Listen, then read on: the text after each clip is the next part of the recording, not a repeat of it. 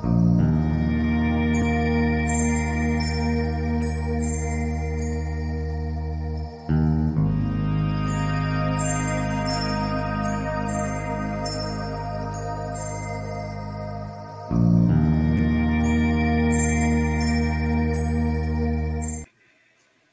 evening, folks. Hello and welcome to PlainRainbows, where we tell LGBTQ Amish and Anabaptist stories and talk about ways that we can support our LGBTQ community. My name is Mary Byler, and I'll be co-hosting this with James Schwartz. And we have a special guest here, Seraphina. And Seraphina is an activist, a model, an artist, a writer,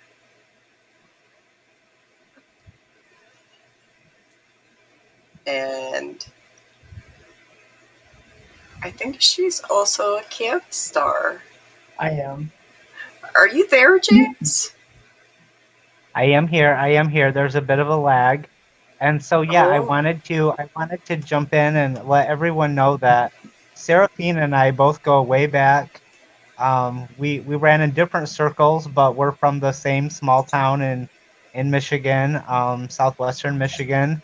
And yeah, so Seraphina actually has a lot of unique insights into the Amish communities because she grew up among them and she is familiar with the general Amish communities in Michigan and probably northern Indiana.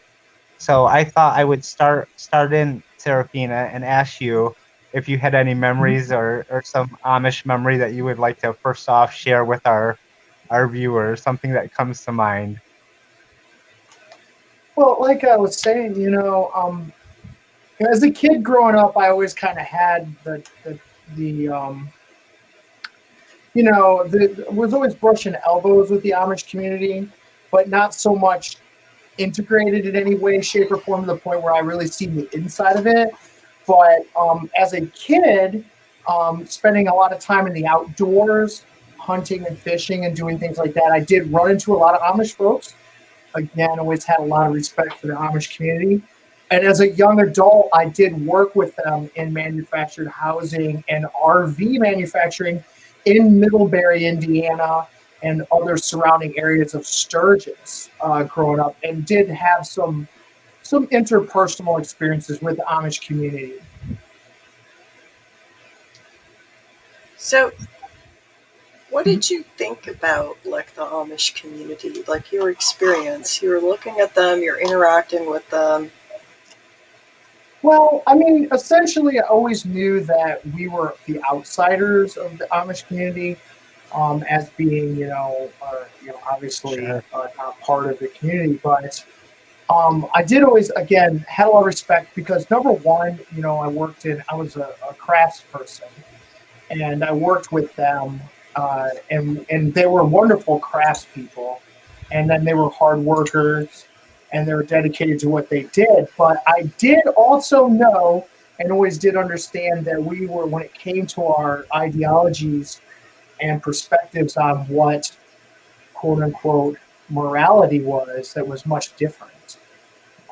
So I Right. knew that the value sets were much different. But at the same time, it's like, I mean, I remember seeing a lot of young kids growing up and they just wanted to have fun, and you could see it on their faces. And I think a lot of times, maybe, at times they would look over at us doing a certain thing and maybe be a little bit, jealous that they weren't able to partake in some of the things that we were doing. Right. That's just kind of a perspective of what I think might have been going through their minds at times. I do know that, well, I tell you, I always thought the young ladies were very attractive. So I try not to stare, but definitely a lot of very attractive young ladies. But,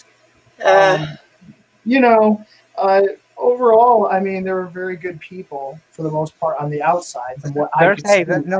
There's some very attractive Amish men out there. I mean, I will give them that. There's attractive people in all races and all people. Of course. I mean, I learned that when I lived in Hawaii. Well, that's definitely the truth. I mean, and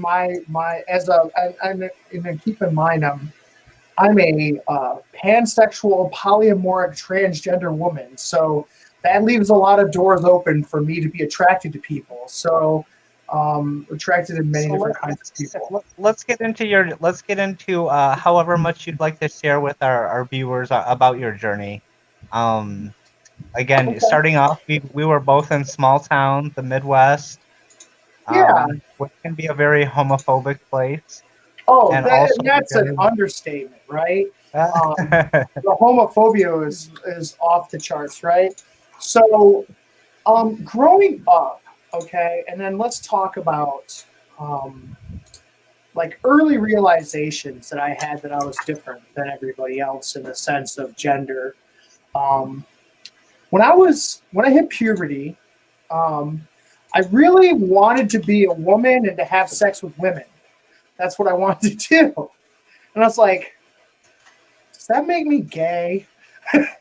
But I'm like, but I like women. How could I be gay? But I want to be a woman. So it was very confusing because there was no narrative for that. There wasn't a narrative growing up where we're from that ever talked about. Excuse me. That ever talked about what it meant to be transgender. Um, I was interested in women. I wanted to be a woman, but I was also interested in men, which was a confusing thing at times because it's like I was in question about my sexuality. So for the longest time, I was like, well, I must be bisexual. And, I didn't really think much more of it. And I kind of pushed those feelings down inside of where I would like to be a woman. I would like to have, different body parts and these kinds of things at a very young age. Um, but my sexual explorations in my teenage years were very complicated and complex. And I'd imagine maybe a little more diverse than what the average everyday cisgender male would have had. Um, so, the homophobia was the real problem because, even if you have like even a little bit of deviation in what you believe your sexual orientation to be, and even if we put the transgender part out to the sides, then it's scary. It's scary because you know that people will hurt you if they think that, being identifying as male, um, or Sure, presenting as sure. male, and then having like an attraction, to someone that was male also. Now, like for instance, I remember growing up and being in the locker room in high school and looking at other men's genitals in a locker room and being like, I'm Right. interested in that.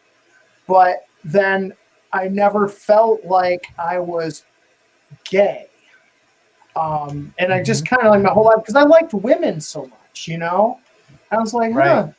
I what's this can't all blame about? you. I kind of do like women myself. So, Oh, I love women, but there's I just, like men too. So don't get me wrong. I mean, I'm very, I'll pass on the men. You can have them all. I get a lot of hot men, but Thank you. Thank you. regardless, Thank you. I do. I get some hot men, but I um, just need one. I just need one.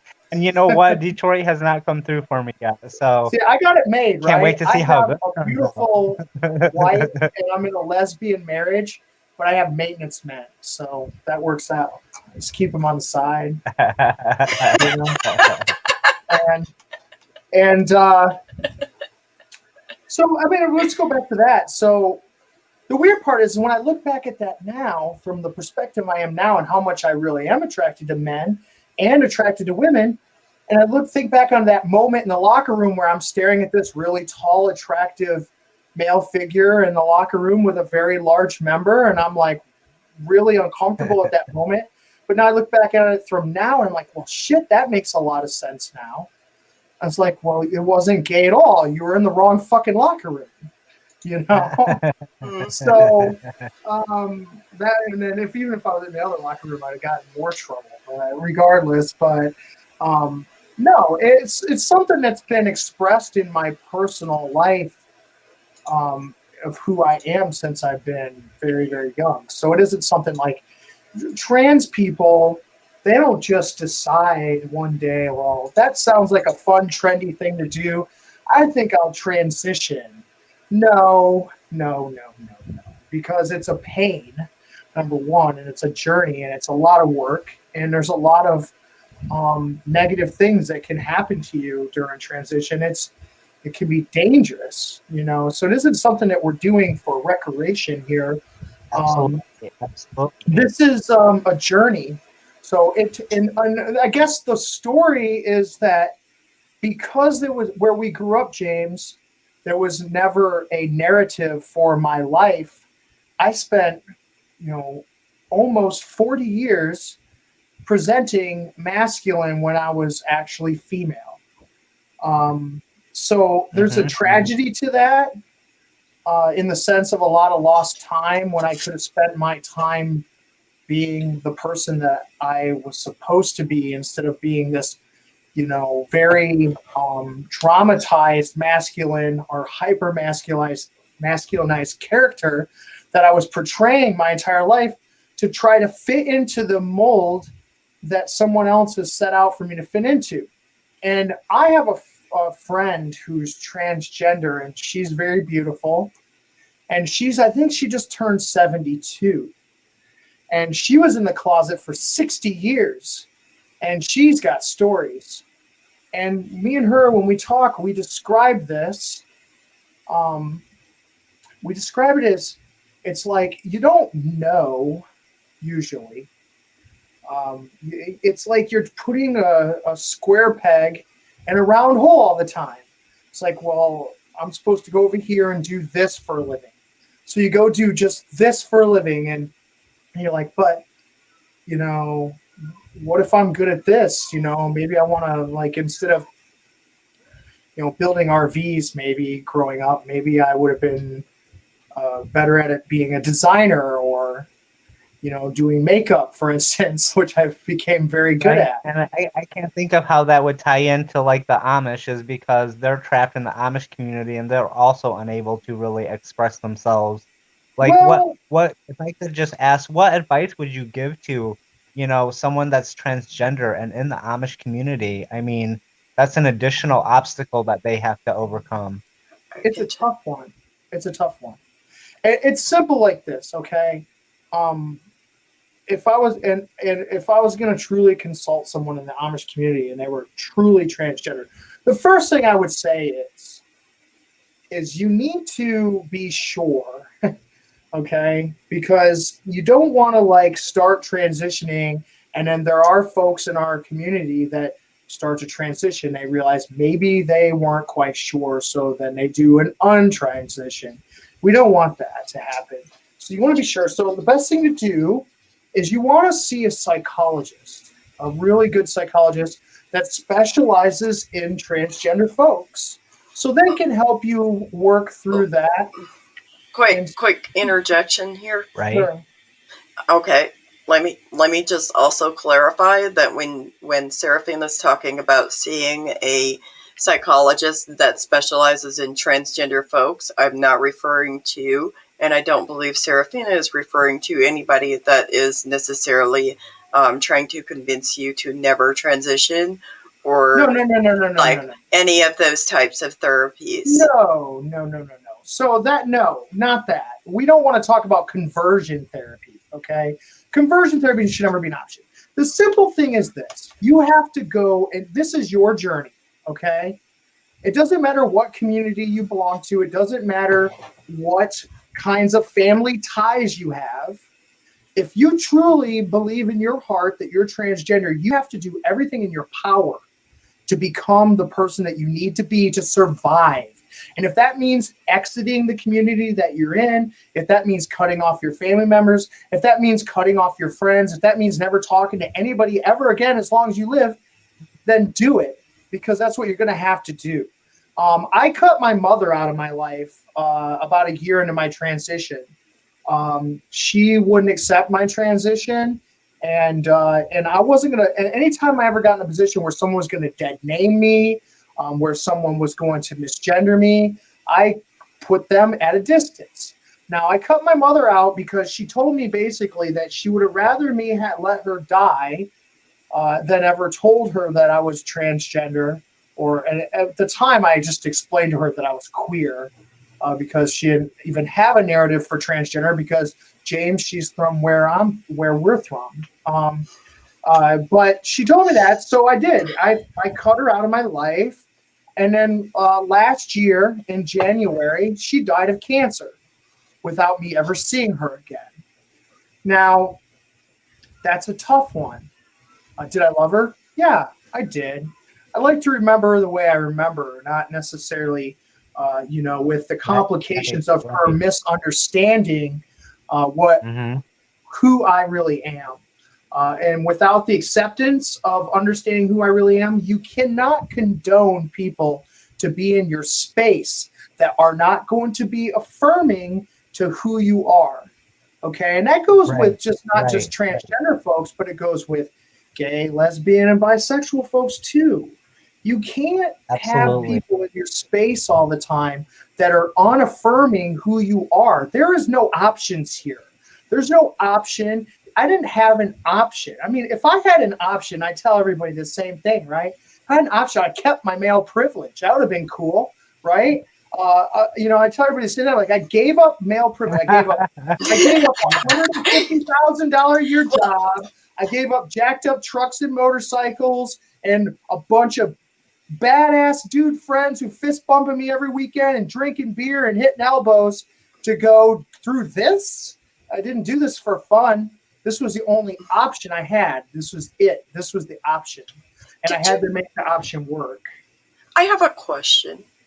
You were talking earlier about how the hypermasculinity. Did it feel like you were playing a role that was imposed upon you by society and the people, the culture you're around? And so my question is did that role eventually become unbearable because it's such a heavy mental burden that you can no longer carry it? Yeah, that's exactly what happens. But so, I guess the best way, and again, keep in mind, I'm still deconstructing my existence before my transition. I'm still going back on it and looking at all the scenarios. But I remember what it was like to stand in a group of really alpha men type, looking at a construction job together and have them all be like these really alpha kind of type of men, and how I would feel like I didn't ever fit in with them. Now, in the back of my head, I wasn't going, well, that's because you're a woman. It was like, wow, this is a really awkward feeling to be having, that I don't ever feel like I fit in with all these men. And it's like, I tell everybody the same thing. Yeah, it was unbearable because, and people ask, well, how did you know, Seraphina? When was the moment? And I said, well, I started questioning myself when I was standing in a gym full of hyper-masculinized men who were 6 foot plus tall, and I could outperform every single one of them in every lift in the gym. I could out bench press them. I could out deadlift them. I could outrun them. I could beat them all up. And I'm standing there, even after all that, being able to rep 425 pounds 10 times on a bench press, and I'm like, I'm still not a fucking man.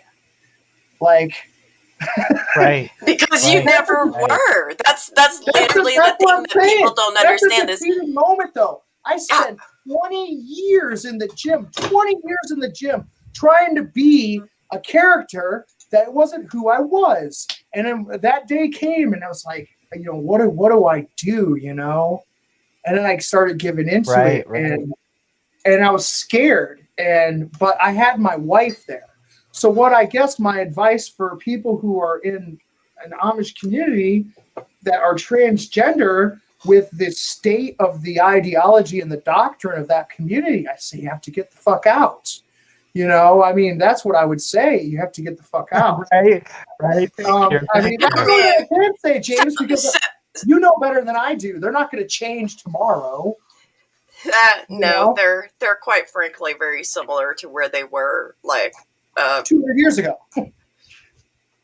I mean, I've been out for 17 years, and I don't feel like that much has changed in those 17 years.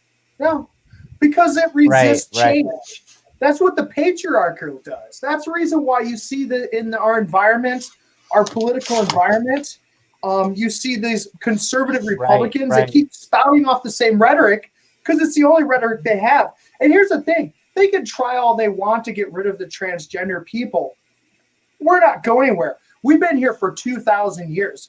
The only thing that happened in the last 2,000 years that oppressed trans people and variation in social constructs was 2,000 years worth of reign of what I'm going to call fascist Christianity, because essentially, Jesus never talked about any of this shit, you know.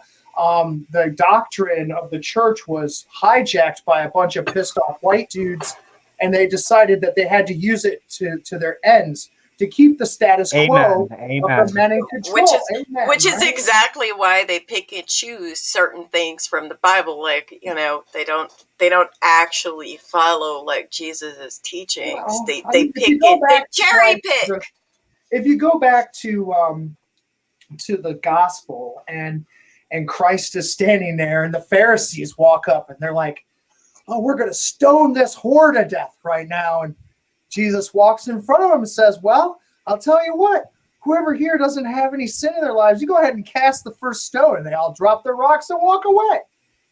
Because that's the facts. That's the best example in Christianity and in the preaching of Christ that I could use to support the idea that, you know, again, if we go into the ideas of shunning people, which is what actually happens, is it's unchristian. You know, it's unchristian.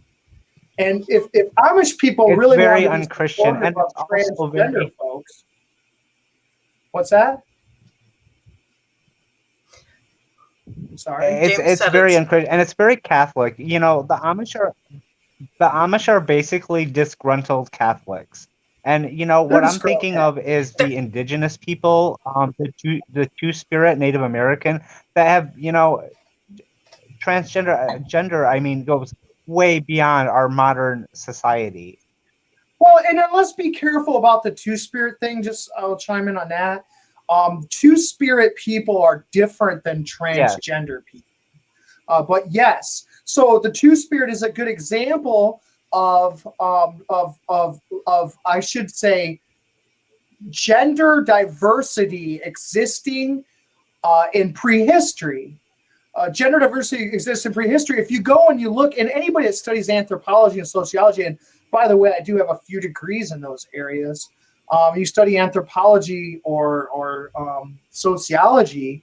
If you go into, like, you know, ancient civilizations in Central and South America, and also the Pacific Islanders, they have more than one gender. They have more than one gender. And but what I was going to say is, if the Amish community wants to be supportive of transgender folks, they would essentially, let's say, like a perfect world, okay? Someone who's transgender in Amish community comes out and says, "Well, I'm transgender, so I'm actually a woman." "Oh, okay, cool. Well, let's go get your clothes changed, and let's go ahead and give you a proper name, and let's go and you know, and you can go ahead and confine yourself to the same restrictions that all the other women in our community are confined to, because that's the proper treatment for a woman." Okay, so if that's what I would say if the Amish community wanted to be supportive. It goes the same thing with Christians. Okay, I have a friend who's a Southern Baptist minister, and she is transgender. She's closeted, but she has a Facebook page. And you know what's really interesting is I'm bridging all kinds of gaps here, because they asked if they could stay on my Facebook page when I was deleting everybody, because I was sick and tired of his shit. And they know for a fact that I'm a modern Satanist. And here they are, an ordained Baptist minister in the South, in Louisiana. And she's like, "Seraphina, please don't get rid of me off your page." And I said, "Well, shit, if a Satanist and a Baptist minister can be friends, then I think we all can be friends." But because it's really outside of those ideologies, along with like the whole conservative government thing right now, with these people like are grabbing onto whatever ideas that they can promote in a society to create fear. there's a certain amount of fear of the transgender experience because, like our good friend J.K. Rowling, who wrote the Harry Potter novels, she came out against transgender women, and basically in fear that we were, men entering women's spaces, is what she said. Now that's a bunch of BS. Okay, it's like going to the bathroom, right? I spent 17 years being raped, and not a single one of those times was it a trans person that raped me. I was raped in public places. I was raped in places where other people were around. It was not a single time was it a trans woman. I Never. appreciate you saying that. That means a lot to me. Yeah, we're not doing any of that. So like when I go to the bathroom, for instance, I go to the damn bathroom just like every other woman, and I sit down on the damn toilet and I pee and I clean myself up, and I walk past all the other women standing at the damn mirror, and I walk out and go do my thing. If you go to Europe, they have unisex bathrooms. Yes, And, they do. And if you spend any time at all, and this is a really good point, if you spend any time at all in the queer community here in our lovely town of Orlando, the queerest place that I know of, we don't have men and women bathrooms. That would be hypocritical of us. Now think about this. A bunch of people that are same-sex attracted are all using the bathroom together, and no one in there is fucking. Okay, and we're in a club we're all drinking, and we're in a club, and we're all attracted to each other. But when we go to the bathroom, we're just going to the damn bathroom. I mean, every once in a while, I guess somebody might be in the stall on the end or whatever. But we're not. We're going to the bathroom. I say, hey, baby, you're pretty cute. You want to meet me outside? But we're using the bathroom. I'm sorry. Have you ever been to a restroom? Like, those things are gross. Like, really, really, really gross. Right? Who wants to go to a nasty public bathroom and have sex there anyways in the first place? I'll tell you who does it. Okay. And I have a lot of experience in these matters as a sex worker. I'll tell you who does it. Conservative Republicans who are trying to keep everything secret. So you go sit down in the stall, and then next thing you know, there's a hand under the stall going like this. What the fuck? You never quite know what that means for the longest time. And then finally one day you're reading an article and you're like, oh shit, that's what that means. It's like, and the guy comes out and washes his hands and leaves, and you're like, and he's dressed in a suit and he's probably wearing his party's pin, like a big elephant on his collar right here. And goes back to the Capitol to do his daily business, then goes home and kisses his wife and his kids and hits the church on Sunday and prays for repentance and stuff like that, Well, I mean, he's got to have something to pray for and confess to. Of course, right? But I mean, it's really truly. So Seraphina. Mm-hmm. So Seraphina, let me circle back around. And you mentioned Satanists. So a lot of plain people or Amish people would be completely horrified by the Church of Satan. However, I have been to the Church of Satan's website because I prefer to get my information from the source. Mm-hmm. And I really appreciate their principles of enlightenment.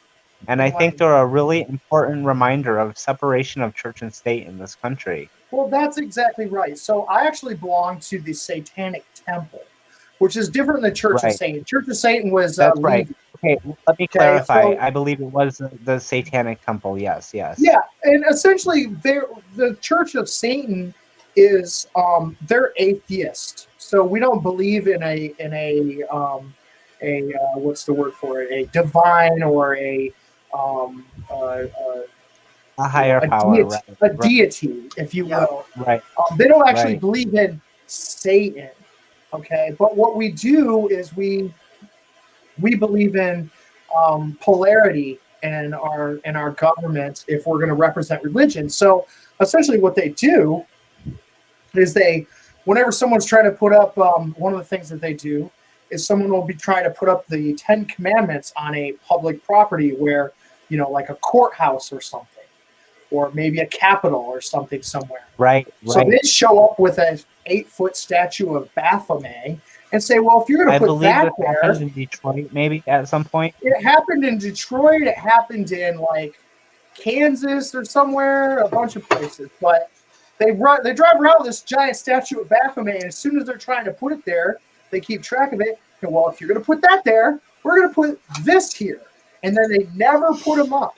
So this little statue of Baphomet they have that weighs about 3,000 pounds just drives around in a truck everywhere, and it never gets put anywhere because no one ever puts Right, up right. the Ten Commandments. So really, what we're about is about equal representation in government. We're feminists. We're about enlightenment. We're about understanding and applying science to our lives. We're not about superstition. We don't believe in superstition, and we just call it Satanism because there's really nothing Right, else to call right. it, because we're outspoken against the indoctrination of the Christian church into the government of the United States of America. Wow. Well, before we thank you for Right, that, right. but before we end Hey, this, let me say, there's nobody more superstitious than the Amish. I don't even want to talk about their superstitions because we're going to sit here for another 2 hours, James. We don't need to go there. So before we end this, do either of you have any parting thoughts? Well, I do. I mean, again, it's a short segment to get into everything about me. Okay. When it comes to transgender people, we need to understand trans women are women, trans men are men, non-binary people are non-binary people. We're not identifying as. We hate the word identify. We're not playing dress up. I'm this person 24 hours a day. I don't wake up tomorrow and dress different. Now, some people who are just starting out at this, they do that. But that's not because they're not doing that because they have a choice, that they want to have a choice between how they present. They're doing it because of the society that's been set up for us to work inside of. So the society itself says, well, we have to be a certain way in this space. We have to be a certain way in this space. And at times, people are doing things in the trans community because we're trying to survive. And the number one thing I want to leave everybody with as a final remark is that you need to just be as supportive as you can of the people. If you don't understand, you need to learn. You need to enlighten yourself. And we're saving lives here. This is about saving lives. And keep in mind, any given year, there is hundreds of trans women being murdered just because they're trans women by Right, right, men who are right. misogynistic, who believe if they have any kind of sexual contact with a trans woman, that immediately makes them gay. So essentially, homophobia is a big problem with the trans community in general, because it's a mistaken idea that they think that trans women are men, and we are not. We're women. So we have to understand this is life or death. This isn't a choice. I mean, and we could talk about all this, and I could get into this, and I don't really. I'm not lately. I haven't been as outspoken about essentially things like that. But I've been a little more reserved about it since the pandemic. But when it comes to my life, if I wouldn't have changed, I'd be dead right now. So you got to think, the people that you come to you and they say, well, I'm transgender. If you reject them or if you say the wrong things, then essentially you could be one of the catalysts of someone ending their lives. So it's that serious. Continue treating them as a valued member of your family. Don't stop spending holidays with your trans friend or family member. Don't ask them about their genitalia. That's none of your business. Exactly. And really, like everybody struggles with pronouns when people first change their pronouns. Yeah. Just be respectful. Yeah. It's really a learning process. The fun part is if you really want to be a good ally, you get to know the person and you learn with them. You learn with them. My wife had to learn. She's still learning. Other people are still learning. Now, keep in mind the one thing you need to think about too is when you're cisgender and you're with a transgender person, no matter what your orientation is, you have cisgender privilege over them. So you're in a position of cisgender privilege with them. So you need to try to. It's like any other kind of privilege. You need to take a moment and say, well, they're in a position of adversity. How can I be supportive? What can I learn to be a better provider for them to facilitate what they need to do? Because it's about unconditional love. That's what it's really about. Unconditional love. That's right. That's right. That's right. On the note of unconditional love, can we get an amen? Amen. Amen.